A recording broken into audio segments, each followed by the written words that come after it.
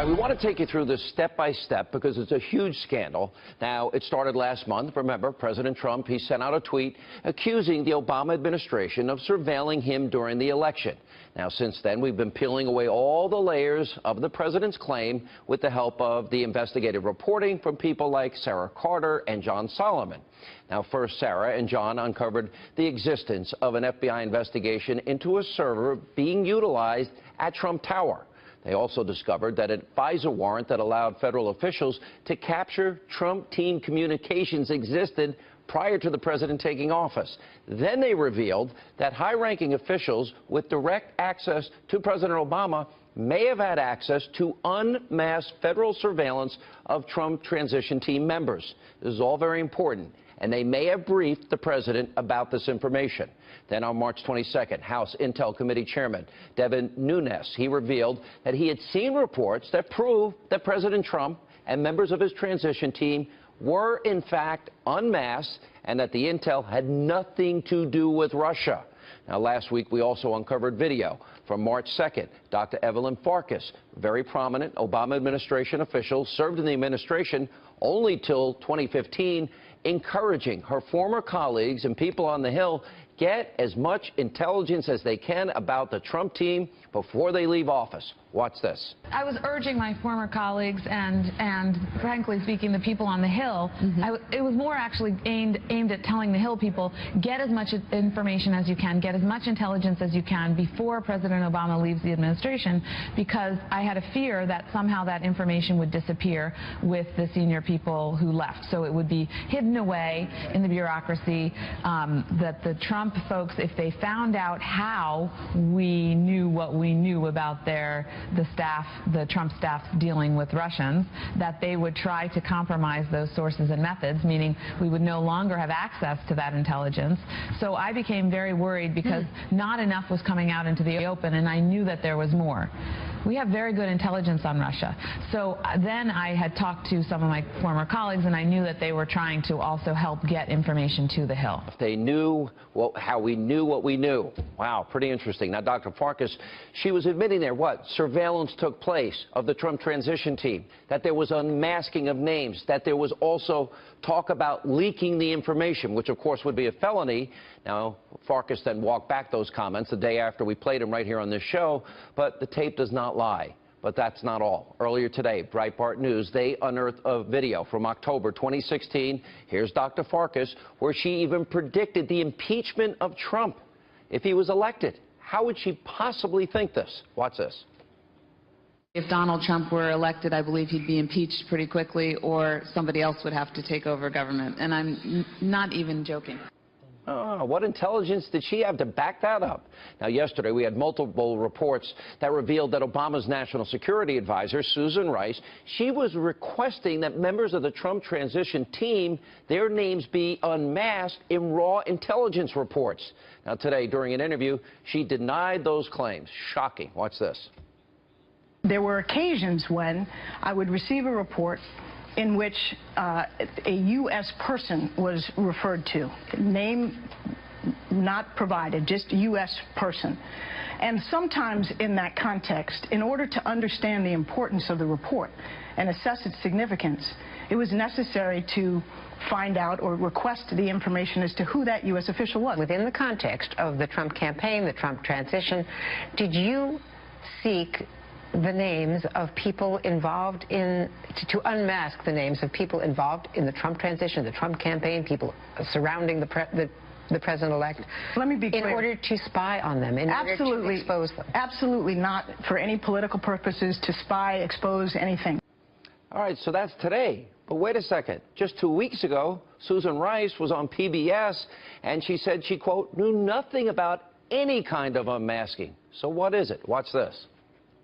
I began by asking about the allegations leveled today by House Intelligence Committee Chairman Devin Nunes that Trump transition officials, including the president, may have been swept up in surveillance of foreigners at the end of the Obama administration. I know nothing about this. I was surprised to see reports from Chairman Nunes on that count today. Today she knows everything, but 2 weeks ago, I don't know anything about this. That sounds like a lie to me. Now, shockingly, Andrea Mitchell, she didn't ask Susan Rice about that complete and total reversal. In other words, lie. But now that she is caught, of course, Susan Rice is changing her tune. Now, remember, Susan Rice has a history of this. She flat out lied to the faces of the American people about the issue of the Benghazi terror attack. Remember, she went on the 5 different Sunday shows. This was 2012, you may remember. What sparked the recent violence was the airing on the internet of a very hateful, very offensive video. It began spontaneously in Benghazi as a reaction to what had transpired some hours earlier in Cairo, where, of course, as you know, there was a violent protest outside of our embassy sparked by this hateful video. What happened in Benghazi was, in fact, initially a spontaneous reaction to what had just transpired hours before in Cairo. What happened this week in Cairo, in Benghazi, and many other parts of the region Tunisia, Khartoum, was a result, a direct result of a heinous and offensive video. Now think about this, a history of lying, a complete 180 in just 2 short weeks. Well, now some on Capitol Hill, they're trying to get the truth of what actually happened with the surveillance of Donald Trump and his team. For example, Senator Rand Paul, he will join us later. He wants Susan Rice to testify before Congress and under oath. But Rice, well, when asked about this today, she's not exactly jumping at the request. What a shock. Take a look. Rand Paul is suggesting that you be subpoenaed to testify. Would you be willing to go to Capitol Hill? You know, Andrea, let's see what comes. I'm not going to, sit here and prejudge. All right, she's clearly dodging, but more congressmen now on the Hill are calling for her to testify. By the way, it needs to be under oath. And later tonight, we're going to expose how the alt-left, Destroy Trump Media, is doing everything in their power to bury this incredible story. Now, since the moment the surveillance scandal has been unmasked, the media's tried to change the subject, destroy anybody and everyone connected to it. And that's exactly what they tried to do to Congressman Devin Nunes. And even, by the way, Adam Schiff, the Democratic ranking member on the Intel Committee, has seen the same surveillance. And guess what? All of a sudden, his grandstanding, it all stopped. In fact, listen to what he said this weekend when asked about if there was a connection between President Trump and Russia. Can you say definitively that there was collusion? There were people affiliated with the Trump campaign who were working with Russians to time the release of damaging information about Hillary Clinton that had been hacked either from John Podesta or the DNC? I don't think we can say anything definitively at this point. We are still at the very early stage of the investigation. Yeah, for the past 8 months, we're at the early stages of the investigation with the help with the all-left propaganda Destroy Trump Media. They've been trying everything they could do to find proof that President Trump and his campaign was colluding with Russia.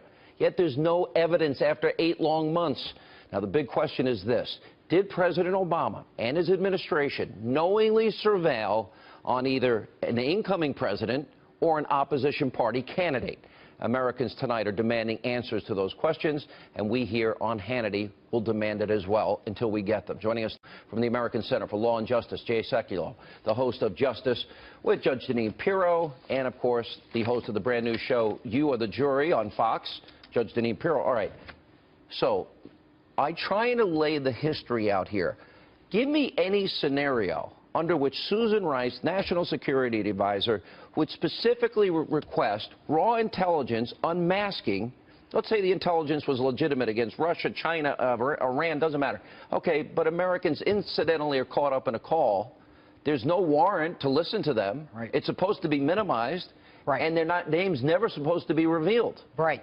And so why is she unmasking those names? And that is precisely the issue that she has to be asked under oath. And I have to tell you, Sean, and listening to your monologue, your ability to connect the dots is worthy of a veteran prosecutor. But there's another, and I'm really impressed. It was very well done. But there's another piece to it.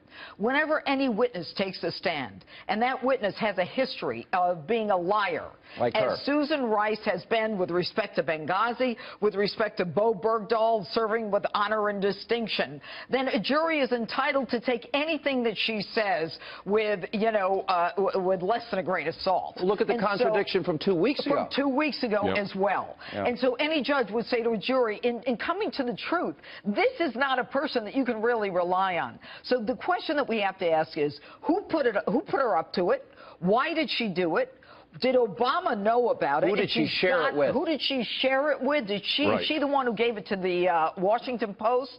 And this woman has to be put under oath. We've got to get to the bottom of this, because if they can do it to the president or a president-elect, they're doing it to us all the time. Jay?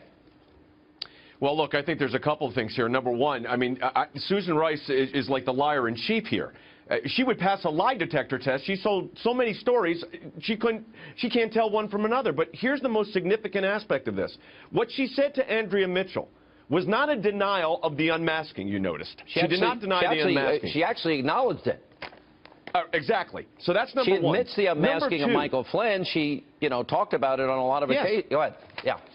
So then you look at what laws are being implicated here. Right. And there are multiple felony counts. But let me give you one simple one. I mean, if she put this in motion, and this is what everybody needs to understand, but for Susan Rice unmasking this, if she didn't do this, none of this would have happened. She did it. She put this whole issue in play. If she was working with others, knowing that they were going to distribute it, wink and a nod or however she did it, that's a conspiracy under the espionage statutes. So it's very, very serious. And I'll tell you something. She's sending out tweets. She's sending all this information out. She's going on. She needs to hire a really good criminal defense lawyer really quickly. Now, she admitted today, I think she's in serious trouble. She admitted the pace of surveilling Trump increased after the election. Well, that makes it worse, but this is more interesting. She admits the unmasking of General Flynn took place, but she says it wasn't political. How could it not be political, though? It's what else? Of course it will. Look at the time. Look, Judge knows this. She's a judge. I've tried a lot of cases for over 37 years. You look at the timeline here.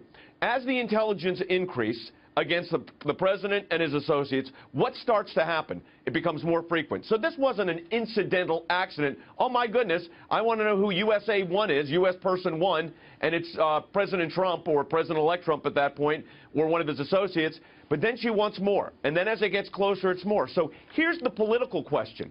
Why are we saying it's okay to be spying on, and I don't even want to call it surveillance anymore, spying on the president-elect of the United States? Well, why is that okay? It's certainly not okay. And you've got the making of a false statement, you've got espionage, you've got violations of the FISA Act. But I think what's significant here is the fact that if Obama knew about all this, nobody seemed to care. And this goes right to the timeline until it looked like, oh, my God, they're taking him seriously. And now what we need to do is we got to stop. We got to get the dirt. We got to pass it around.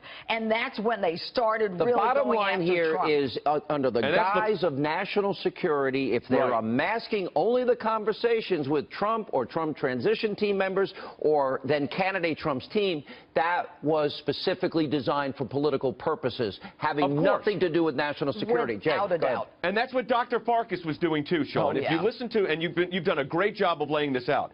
Dr. Farkas, who, by the way, also should be getting a criminal defense lawyer right away, what she said was, in essence, very clearly, she said it. We wanted to get this information out. She's talking to former colleagues. How is she getting that information? Why is the grand jury not in panel? Hopefully it is. Who is we? Who is a part of the conspiracy now? They're acting in furtherance of the conspiracy. You have a group of individuals. You know what? I've been a prosecutor. I could do this. I'm going to say one last thing. For anybody to see this information, you got to know, they have to go into a very secure area, and every single search they made is monitored, which means there is a fingerprint left behind on everything that was unmasked. And that's also why Congressman Schiff, right now, Adam Schiff is that's quiet. A good point. He saw the data. He shut up. Absolutely. All right. Welcome back. First, both Democrats and Republicans seem eager to ridicule President Trump's claim that he was spied on by the Obama administration. Suddenly, that is no longer the case. Today, Senators John Cornyn, Lindsey Graham, and Rand Paul, Republicans all of whom have had feuds with Trump, called for a congressional investigation of Susan Rice's behavior when she was in the Obama White House. Here's part of what they said. I believe Susan Rice abused this system, and she did it for political purposes. She needs to be brought in and questioned under oath. Well, I believe she should be called as a witness by the Senate Intelligence Committee. It's something Congress should look into. If she was involved in unmasking Trump transition figures, what was the reason, and was there a political motive? I'd like to know that, and we'll get to the bottom of it. Of course, if the surveillance story suddenly is bringing Republicans to Trump's defense, then it must not be worthy of coverage anymore. This morning, Democratic strategist and former White House aide David Goodfriend said this on Fox News. Watch. Yesterday, my friend Tucker Carlson, and I want you to know this, I like Tucker. I've been on his show, but I'm sorry, he's turning into a high-paid smokescreen salesman for the Trump White House. He's trying to obfuscate and distract you from the real news yesterday. Oh, fighting words. Why don't you come say that to my face, David Goodfriend? Oh, wait, here he is. David Goodfriend joins us on the set. So, David, why am I the civil libertarian here? As a lifelong conservative, why am I the one worried about the privacy rights of Americans? I thought that was supposed to be a liberal obsession. I don't know any liberals who care anymore. Actually, if we talk about Edward Snowden and the revelations that he made about NSA spying on individuals, that brought together people on the far left and the far right into saying that was too much invasion by the state. And I, for one, I'd love to see you support this as well. I'd like to see no reauthorization of the Patriot Act and any of its surveillance methods whatsoever. Now you're getting abstract. Let's get precise. We know that a political appointee, Susan Rice, one of the former president's closest political advisors, requested the names of Americans and monitored members of Trump's entourage, in effect, for months, many months, going back to the Republican primaries. And it's not really clear why, but we know that her behavior was unusual. It doesn't make you uncomfortable at all? So I assume this is why you want me to explain why I called you a smokescreen salesman for the Trump. Well, I basically had the same conversation yesterday. Look, I don't take it personally. Your previous guest who came on before me, Max Boot, lifelong Republican, somebody who said he opposed whatever. Obama. I'm not even talking about politics. What I mean, I'm just talking about as an American that doesn't bother. I'm not attacking Max Boot. I'm merely saying I don't care what his political affiliation is. I'm saying as an American, you're not bothered. Sure, I'm bothered. I'm bothered by our country being compromised by a #1 foreign adversary in collusion with our president. That bothers me. And what Max Boot said to you, let me finish here, Tucker.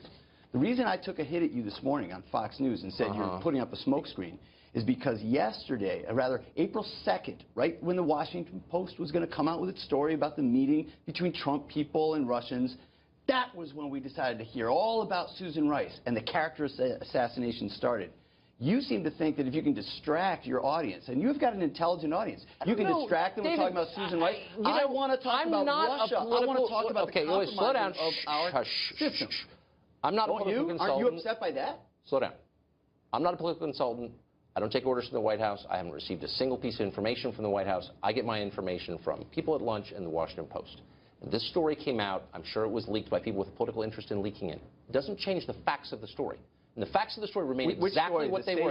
No, the Trump people? These are two separate strands. Oh, I think they one does not preclude the other. Here you have a political actor in a White House surveilling her political opponents. Wrong. It's not wrong. It was admitted to by Susan Rice on television today. So it doesn't bother you at all. No, because it's not. No, look, it's not. I just got done saying to you that we ought to get rid of the Patriot Act. Of course, that's the Patriot Act. I'm not talking about the Patriot Act. It absolutely stems from the same statute. Now, listen to me, Tucker. I'm worried about you guys. You made a statement this morning on TV that was you don't seem to worry about the big story here. Here's the big story. Hold on. Here's the big story as you described it. This is what you said this morning to Shannon Bream on Fox. Yes, I saw the clip. You said, no, here's another one. You said, we now know that a representative from the Trump camp met a representative of the Russian government in the Seychelles. Eric Prince, exactly right. The brother of I got it. I know where Eric Prince is. You said, as of yesterday, the connection between the Russians and the Trump campaign has now been proven. Yes. That was long after Trump already won. So your basic claim that Trump colluded with the Russian government to win the presidency remains not only unproven but lacking any evidence at all. So maybe you should slow down before making that claim. Oh, Tucker, now listen. We have an ongoing criminal investigation. Do you have any by the evidence FBI. or not? We have an ongoing... Do you have any evidence or not? I'm not an FBI talker. Like this? And as a matter of fact, yes, when you have the head of Where's the the Senate... evidence? The head... Okay, this is... I've seen you do this on the show before. No, because no one ever answers my question. That's why. talk to you just berated a Republican guest who said we've got 17 national security. I don't care what your political affiliation is. If you're going to say things without any evidence at all, I'm going to press you. Tucker, you can actually ask and bring on the show Senator Mark Warner. Why don't you bring on the show James Comey? I've had a parade of senators, and not one person can answer that question. And look, we may find out in a year's time that Trump and Putin were taking saunas every afternoon or chatting on their cell phones. That's a trouble. But as of now, we know nothing to that effect. And so let's stop making allegations we can't support. You're contradicting yourself. You're contradicting yourself. I am not. You have spent the entire day berating Susan Rice, who you have no evidence yourself about. She admitted on television today that she was involved in the surveillance of the Trump campaign. Look, suppose she got a transmission. But that's cool now because it's anti-Trump. No. People have gone insane. I'm being told I have to stop. Two sides of your mouth. There's only one side. David, I'm cutting off because we're out of time, I'm being told. Thank you for joining us. Welcome back to Hannity. So yesterday, in the wake of the reports that Obama's former national security advisor, Susan Rice, unmasked the names of Trump transition team members, well, Senator Rand Paul said that Rice should testify under oath before Congress today. Susan Rice was asked about this during her interview, of course, on the ever-so-loving MSNBC. Take a look. Rand Paul is suggesting that you be subpoenaed to testify. Would you be willing to go to Capitol Hill? You know, Andrea, let's see what comes. I'm not going to, sit here and prejudge. But what I will say is that the investigations that are underway as to the Russian involvement in our electoral process are very important. They're very serious. And every American ought to have an interest in those investigations going wherever the evidence indicates they should. And I have an interest in that as an American citizen. As a former U.S. official, I would want to be helpful in that process if I could. Here was reaction, Kentucky Senator Rand Paul. So that was a nice pivot on her part to talk about Russia. We've had 8 months of conspiracies, no evidence at all. But she contradicted, as we pointed out earlier in the show tonight, what she said 2 weeks ago. I don't know anything about this. And she's unmasking the identities of Americans caught up in incidental intelligence gathering and unmasking who these people are. So, you know, I didn't necessarily get a yes or a no from that answer that she gave, but the question I would ask Susan Rice if she came before Congress, did you discuss with the president that you were unmasking Trump transition officials?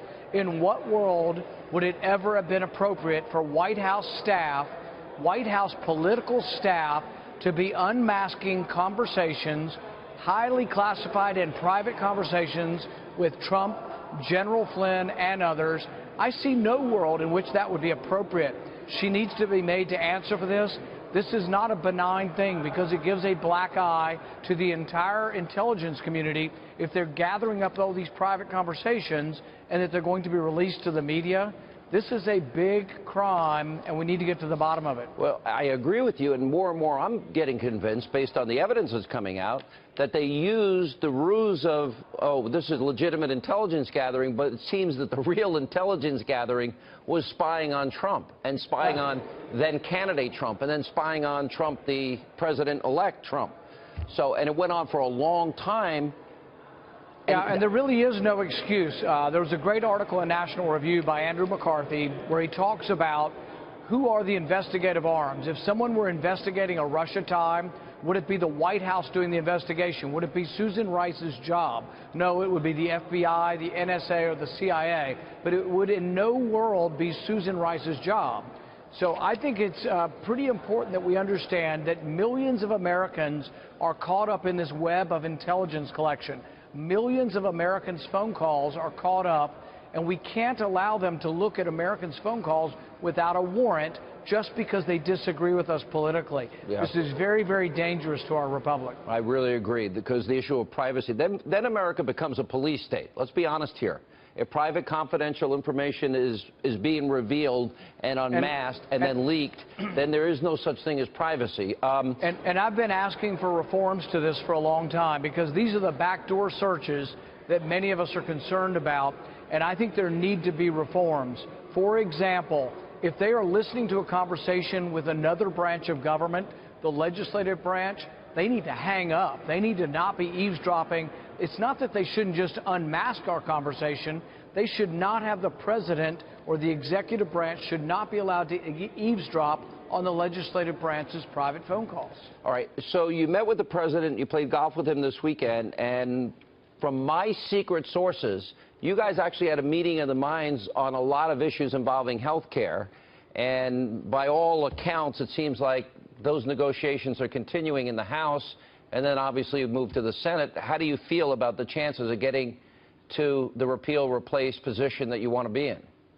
When I sit down with the president, I do feel like we have a kinship, and I do think we understand each other. We're obviously different individuals. We have some differences. We haven't been in the same place on this health care bill, but I do think that he wants the same thing that I want, and that is that we want to repeal Obamacare. This has united Republicans for 6 years. The initial bill did not do that. I think the bill's getting closer. And I think we should thank the House Freedom Caucus for actually not bowing down and not just taking any old bill. The House Freedom Caucus has fought tooth and nail and taken a lot of barbs from a lot of establishment Republicans, but they're making the bill better. And so I think there's a chance we can get to a good bill, but we should thank the House Freedom Caucus for that. Yeah, you and I agree on that. I think they were unfairly maligned. And from what I understand, there seems to be a middle ground and a needle that's being thread, and I'm hoping we get there. Senator, good to see you. Thanks for being with us.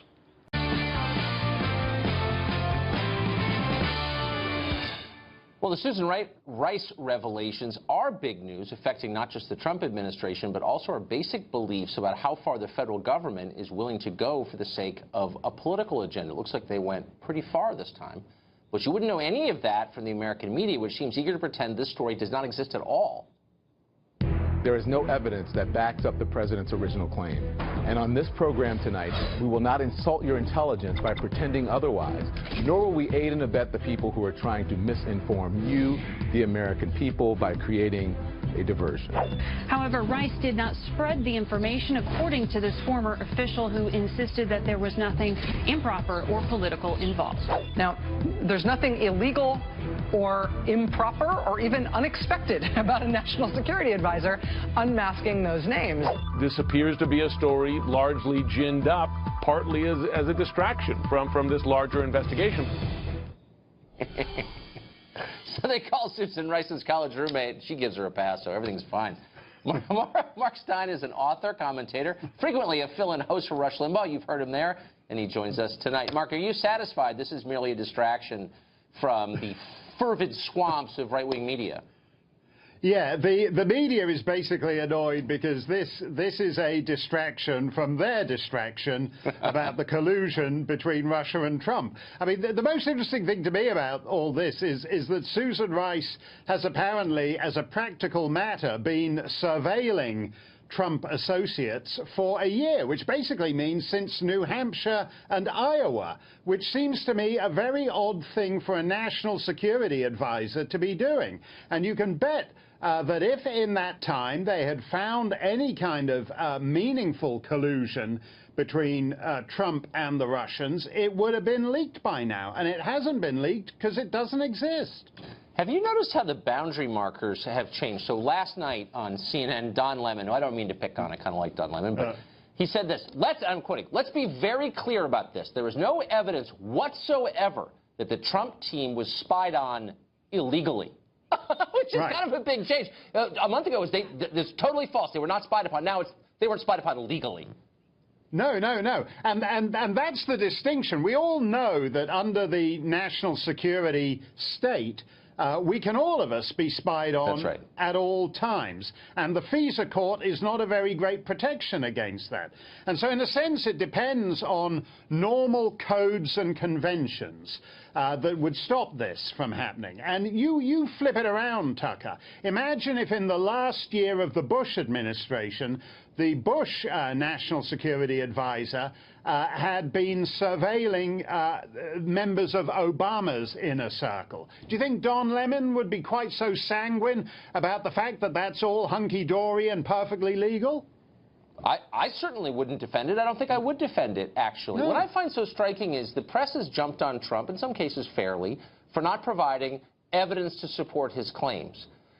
And yet, you're seeing in the last couple of days, the press makes claims that are every bit as unsupported. This morning on CNN, Chris Cuomo described this as the fake Susan Rice scandal. We don't know that. There's a lot we don't know. Why the suspension of curiosity all of a sudden? They don't seem like they want to know. No, and I think, as you said at the top of the show, Tucker, the biggest clue that this is a real story is the fact that so many media institutions don't want to cover it at all. And what they have to cover instead is really very thin gruel. Someone who happens to be the brother of a minor cabinet secretary met a Russian in the Four Seasons in the Seychelles after the election. Wow, hold the front page for that. My daughter, my little girl, met Trump last year, and next month she's going to be in St. Petersburg where she'll be meeting some Russians. So I certainly hope the NSA will manage to surveil her, because St. Petersburg is a pretty dangerous place at the moment, and I'd be reassured to know she's under 24/7 surveillance because she met Trump and she soon happens to be meeting some Russians. This stuff is, that's the fake news. They're annoyed, in a sense, in that someone has managed to outfake their own fake news with the fake Susan Rice story. That's what they're complaining about. Nicely put. Mark Steyn, it is great to see you as always. Thank you. And welcome back to Hannity. So there are still many questions that need to be answered about the surveillance of President Trump, candidate Trump, and of course his transition team. Now, the big question is this: did a sitting president and his administration knowingly surveil an opposition party or a president-elect? Joining us now with reaction, editor-in-chief of LifeZette, Fox News contributor, nationally syndicated radio talk show star, Laura Ingraham is back. You know, could you imagine the media, by the way, ignoring this story if it was Trump as president and his team surveilling Obama coming into office? What the media reaction would be? That's point one. No, it would be Watergate times 10. There would be people staked out at the Brookings Institution, where Susan Rice has a cushy job. They'd be at her house. They'd find her, right? If the shoe was on the other foot, there wouldn't be this appalling lack of curiosity on the part of the mainstream media about what was going on here. Who directed her to do this? This was just a random thing she was thinking because Donald Trump's name was mentioned in some intercept. I mean, Donald Trump's name would have been mentioned in hundreds, if not thousands, of foreign intercepts. So she just happened to choose these ones. The whole thing stinks to high heaven. And the. All right, can you think of? Let me ask this question: is there any scenario that you can think of? I'm asking you to put your legal hat on for a minute, whereby Susan Rice would ever need to unmask a Trump transition team member or either candidate Trump or President-elect Trump? Any scenario that you could, in your wildest imagination, imagine that could happen? I would think, Sean, it would only be if there was some type of imminent threat to the United States of America, a direct tie or close tie to a terrorist organization, a terrorist entity, someone with known connections to terror. Maybe under those circumstances, but I got off the phone with two former CIA officials right before I came on with you, and both of them, they don't even know each other, but both of them said that her comment that, well, you know, when I see something interesting, basically I ask for more information. Both of them said that's just not how it works. You have to have a specific reason for pulling the identity of an American that's caught up in one of these webs. And she gave that scenario of the bomb maker, the American bomb maker. Well, that's obviously not what was going on here. That was a red herring that she threw out. Because my understanding and the intelligence sources that I have tell me that for you to even view this raw intelligence information, number one, it has to be in a secure area. Number two, you have to sign in. Number three, there's a record of every single thing you looked at. Can't be verbal. You're right. It cannot be verbal. Ever be verbal. All right. So was there really a spreadsheet? There will be a record of every single time she ever asked to unmask anybody in raw intelligence, correct? So if she only did it in the case of Trump, wouldn't that basically be case closed? You're only doing it for political reasons? It would seem to be de facto evidence that there was a political motive here, but we don't know. I mean, there's a lot that we don't know here. It's hard to believe that Susan Rice is acting alone here. She wasn't acting alone when she went out and sold that story after Benghazi, and it's hard to believe she's acting alone here.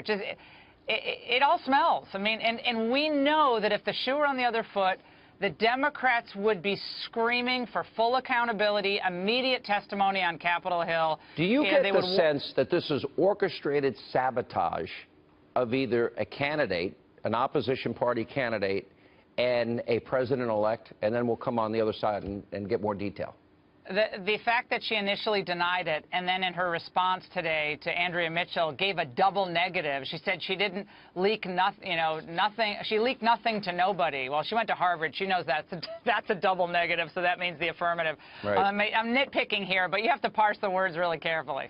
Well, she did admit the unmasking of Michael Flynn, but she said, but not for political purposes. And okay, she said she didn't leak it either. She said she didn't leak it either. Somebody did.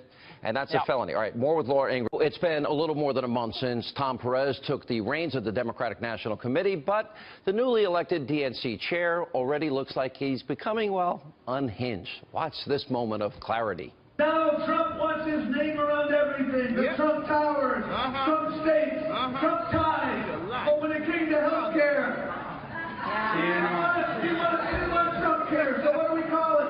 Trump care. Do we call it Ryan care? Well, I'll tell you my idea, because you know what embodies their program? I don't care. Is that like Michelle Obama, you go low, we go high? Anyway, joining us now with Reaction, Salem, nationally syndicated radio host Larry Elder, and personal attorney to President Trump and the national deputy chairman of the RNC finance leadership team, Michael Cohen. Welcome back, Michael. Good to see you. Sean. Well, what do you make of just of that? Because he's unhinged, and clearly the snowflakes, they can't stop. It's like they can't get over they lost. Well, first, they have the right to say whatever they want. Agreed. It's freedom of speech. The Republicans do it. The Democrats are going to do it. But the level of disrespect towards the president, it knows no boundaries. And their attacks upon the president and the entire administration is so bad for this country. It's not just bad for us nationally, but internationally as well. It makes us look weak, and it makes us look disorganized and chaotic, and it's wrong. All right, let me go to Larry. This is also the Destroy Trump media. Let's look at the LA Times, for example. You know, editorial board put out an op-ed, "Our Dishonest President." And you got Chelsea Handler in a speech Saturday calling the president a blanking loser. And you got, you know, that slob Michael Moore, and, you know, he's saying that Trump made a declaration of war against the actual planet. The planet? The planet? Where do you start? Sean, consider that Perez was the more reasonable of the two major finalists. The other one was Keith Ellison, who's even more over the top. Regarding Chelsea Handler, she's a comedian. What about serious people like Harry Reid referring to George W. Bush as a loser and a liar? And Ted Kennedy saying week after week after week we were told lie after lie after lie.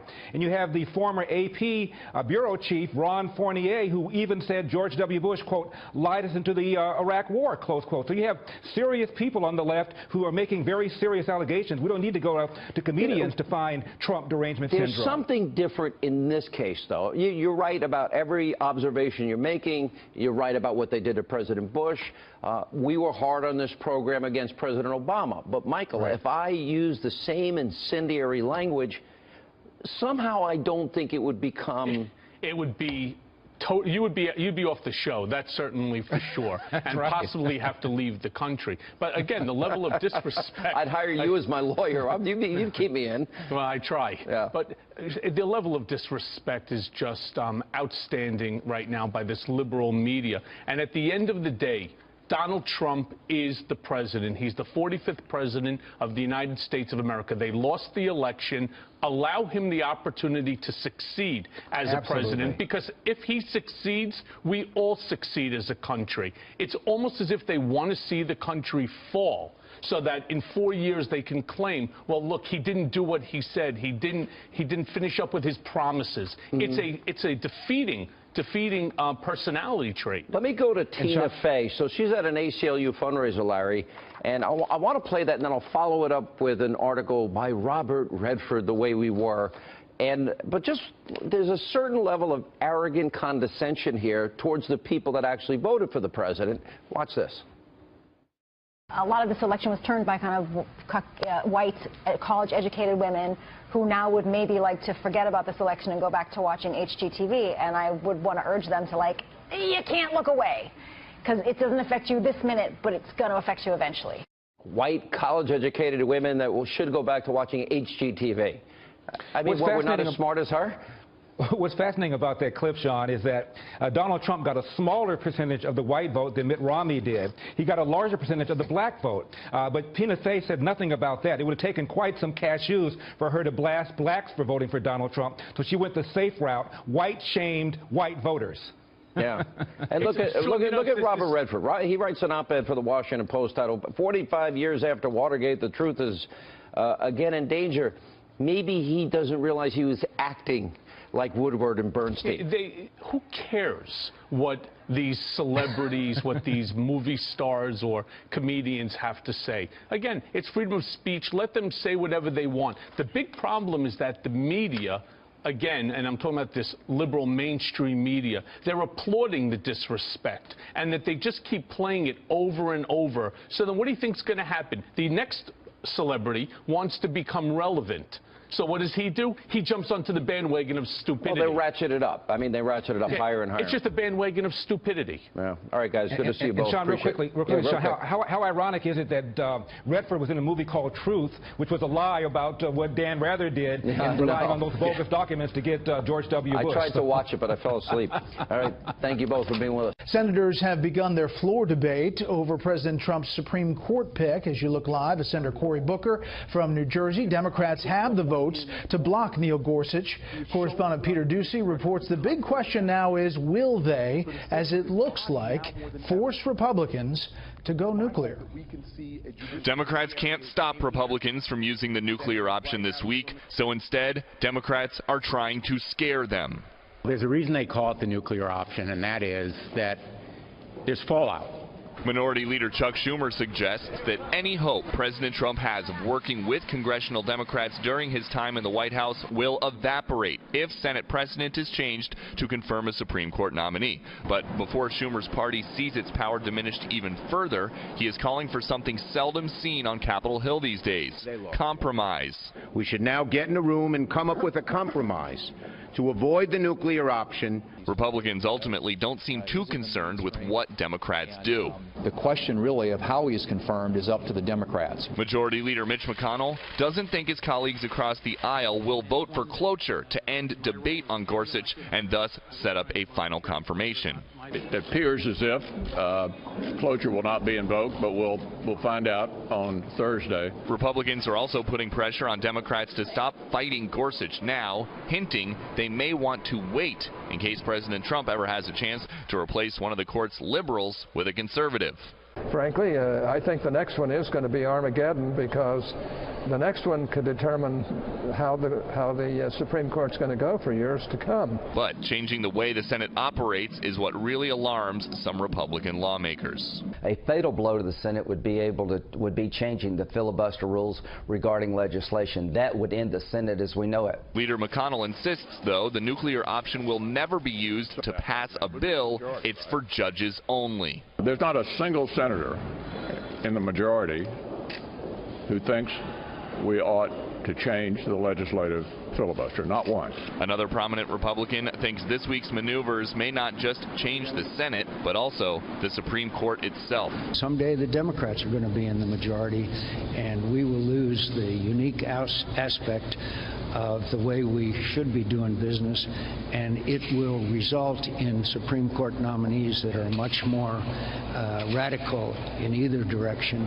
This evening, one of the two independent senators, Senator Angus King from Maine, announced that he plans to filibuster Gorsuch and then vote no on his confirmation. That means there are now 44 senators planning to filibuster. Still, though, not enough to stop the nuclear option, not enough to stop the Gorsuch confirmation. Brett?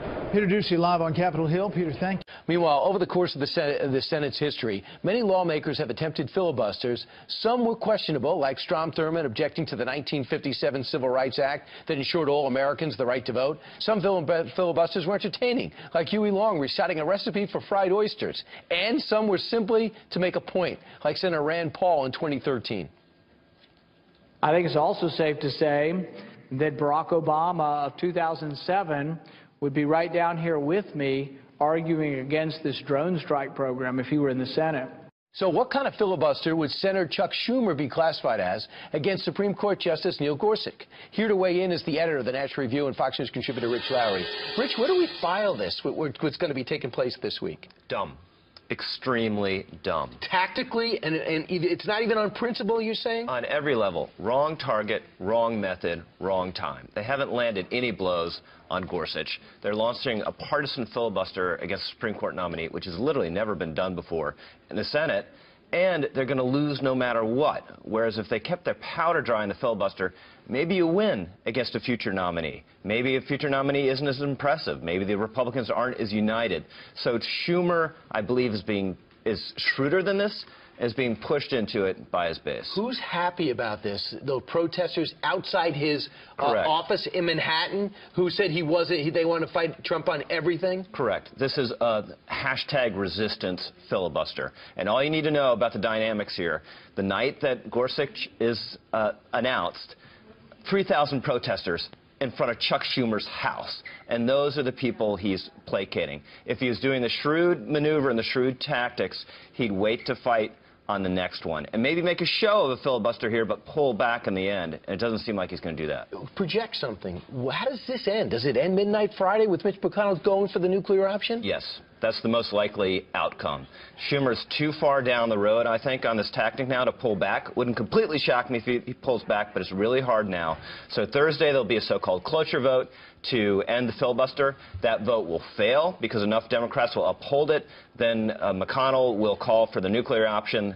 The Republicans are united behind that. That will set in motion the next stage of the process, which will result in him being confirmed Friday night. Is it a sad day for the Senate, like John McCain says, if that happens? It's not that sad a day in the Senate because we've already done this before. Harry Reid already had the nuclear option for lower court nominees and for other presidential appointments. So it didn't really make a lot of logical sense to maintain the filibuster for the Supreme Court nominees, and it was going to be eliminated one way or the other by one party or the other, just depending who was in power.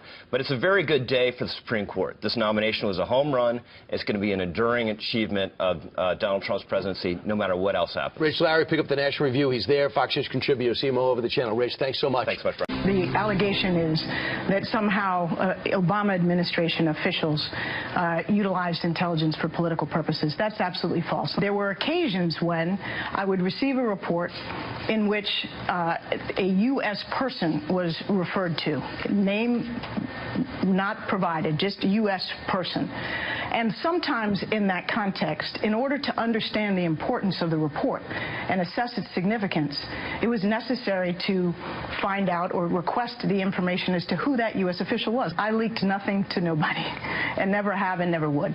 I know nothing about this. I was surprised to see reports from Chairman Eunice on that count today. I believe Susan Rice abused this system, and she did it for political purposes. She needs to be brought in and questioned under oath. Well, there you see the back and forth. Obviously, Susan Rice, the former National Security Advisor, knew something about that because she talked about it today, even though there was a double negative about the I did not leak. But the point being that the discussion was different than her answer to Judy Woodruff on PBS. This is Democrats are saying, hey, listen, this is no big deal. Listen to Senator Coons. There's nothing unusual or alarming about the allegations here about the National Security Advisor. She would have had to articulate an intelligence justification for doing that. This is exactly why we need a strong and thorough investigation to make sure that where there are allegations made, they're thoroughly investigated. Well, let's start there, and there are other developments as well today on this front. Let's bring in our panel. Steve Hayes, editor-in-chief of the Weekly Standard. Susan Page, Washington bureau chief at USA Today, and editor-in-chief of LifeZette, Laura Ingraham. Okay, Laura, your take. Well, an intelligence source I spoke to before I came on said it would be highly unusual for a political person at the National Security Council to request the unmasking of individuals in these types of reports. Usually this type of information is pursued by the investigative bodies, not by the political apparatus of the president. And then, if it looks like what happened, that these reports were widely then distributed to underlings, including unmasked names, there's really no reason to ever do that, except for political reasons. I mean, I presume there was no imminent threat of a terrorist attack in the United States, and if that had been the case, she would have then given that information to the investigative bodies that would have been in charge of dealing with that. But that's not what Susan Rice seems to have done. At the very least, she has a lot of questions to answer. It'll be interesting to see whether she claims executive privilege, which would indicate that the president had some discussion with her or someone in their executive capacity of this matter. So, Susan, we have reporting that there is some of this that's involved here, the intelligence, raw intelligence, that does not deal with Russia and deals with extraneous things that had nothing to do with what we're talking about currently, day to day here in Washington. What is your take on the Susan Rice explanation today with MSNBC? Well, her explanation of MSNBC was quite at odds with her explanation to PBS a while back, where she said she didn't know anything about it. And she is heaven sent to Republicans, because this, of course, this is going to be investigated, and if there was political reasons for her request for unmasking, or if she leaked them in political ways, of course that's wrong and ought to be pursued. But one thing that I think Democrats will continue to point out is this is irrelevant to the larger investigation into whether there was any collusion by Trump associates with Russians in the meddling of the campaign. Well, maybe it's not irrelevant to that. Maybe it's two tracks. Britt Hume talked about two tracks yesterday, that there are really two investigations here.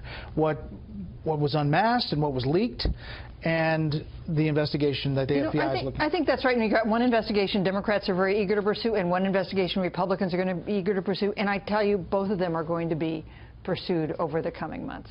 National Review, Andrew McCarthy, Steve, writes in a piece, Susan Rice's White House unmasking a Watergate-style scandal. There would have been no intelligence need for Susan Rice to ask for identities to be unmasked. If there had been a real need to reveal the identities, an intelligence need based on American interests, the unmasking would have been done by the investigating agencies. The National Security Advisor is not an investigator. She is a White House staffer. The President's staff is a consumer of intelligence, not a generator or collector of it. If Susan Rice was unmasking Americans, it was not to fulfill an intelligence need based on American interests. It was to fulfill a political desire based on Democratic Party interests. Again, Andrew McCarthy in NRO. Well, Edie's one of the smartest analysts on these questions. I don't agree with him entirely on that particular point. I think there could be an intelligence need for a national security advisor to ask for these kinds of unmaskings. And the reporting I've done talking to former NSA officials suggests that that's happened in the past. What I think is most striking about Susan Rice's interview today with Andrew Mitchell is that she said that it was not uncommon for her to have asked for these kinds of unmaskings. Well, that is different. I mean, certainly everybody I've talked to with experience in this area says that such unmaskings would be uncommon. If she's saying that they're not uncommon, how often did she do this, and in what other circumstances? But what I think is so striking about this is Susan Rice is a well-known serial prevaricator. I mean, we know this. She's been caught in this instance in an obvious lie on this specific question about these specific unmaskings, as Susan suggests. How is it that reporters aren't going nuts asking her questions about this? Why is she lying? Why did she lie about this? This is a and whole on Capitol Hill story. I mean, like Howie Kurtz could do a whole segment on who's covering this. Well, there's a very interesting experience with one of our reporters today who was up on Capitol Hill asking what I think are the obvious questions. Given the news in the Eli Lake story yesterday, these are the obvious questions to ask. Why did she say this? How often did she do this? And why did she lie about it? And one of our reporters on Capitol Hill was asking members of the intelligence committees this question. Not only did she say that she was the only one really asking these questions, but other reporters who were asking questions of them at the same time were looking at her as if she were crazy. These are serious questions, and we need answers. Well, remember after the Benghazi fiasco, and she went on the 4 Sunday shows, and it was the videotape that caused the attack. That in and of itself would disqualify most people in corporate America from being able to represent a corporate interest if they had been shown to have told an untruth to the extent that she did. Remember, she wanted to be Secretary of State, and she wasn't going to be confirmed, so they had to put her over at National Security. And that was, that was rewarding her to the extent that they could reward her after Benghazi. And so I think credibility is supposed to be important in Washington. And I think you're right, Steve. Like, where are all these reporters, though? Where are they staking out her house? Are they at the Brookings Institution tonight trying to get a more of an answer? There were occasions I would receive a report in which a U.S. person was referred to. Well, how many occasions? Did anyone direct you to do this?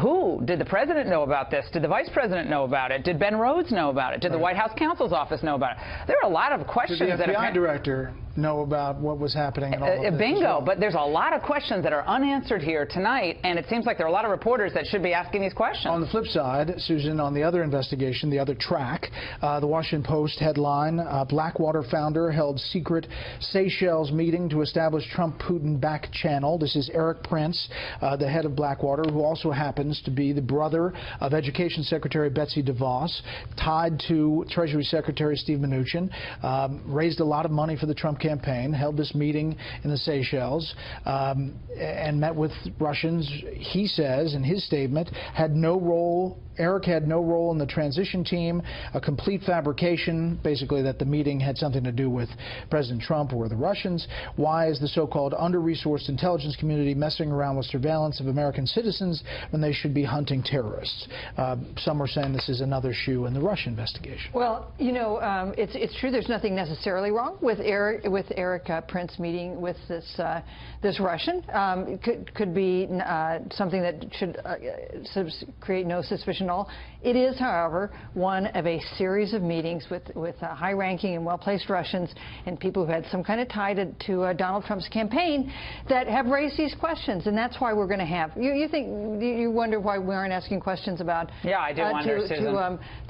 She's going to be asked questions. Do you think there's any chance she won't be called up to testify? Well, why are the reporters not staking out the Brookings Institution? Where are they? In some cases, it's not just that reporters aren't asking the questions. I mean, Chris Cuomo this morning on CNN said he called this fake news based on the say-so of a Susan Rice associate. I mean, that's not journalism. The Washington Post didn't cover it at all. How can you not even ask the question? A section of the Washington Post had not a single story about Susan Rice. All right. But not one. Again, a Howard Kurtz special. But to Susan's point, there are a number of shoes on the other investigation that will also raise questions and why these meetings happen. Well, I would say, I have no idea what Eric Prince was doing or not doing, but I would say, so what? So if Eric Prince knew a Russian who knew Putin, and Eric Prince is so what? What is the big deal? I mean, has this ever happened in the history? I think if it's just one back channel, there's a so what aspect to it. I think if you look at back channel after back channel after back channel after back channel, you have to start asking questions. I think we should know more about what were those back channels operative? Were they trying to get anything? We should be asking those questions too. We should be asking questions of both sides. We know so little at this point. It's important to ask questions, and it worries me on either side of the argument when reporters are saying, we really don't need to ask these questions. Oh, bring him up to testify. I'm sure he'll testify. I mean, it seems like a lot of these people are offering to testify. I don't know if Susan Rice will. We would like Eric Prince. We would like Susan Rice to come right here on Special Report. You're invited to answer some more questions.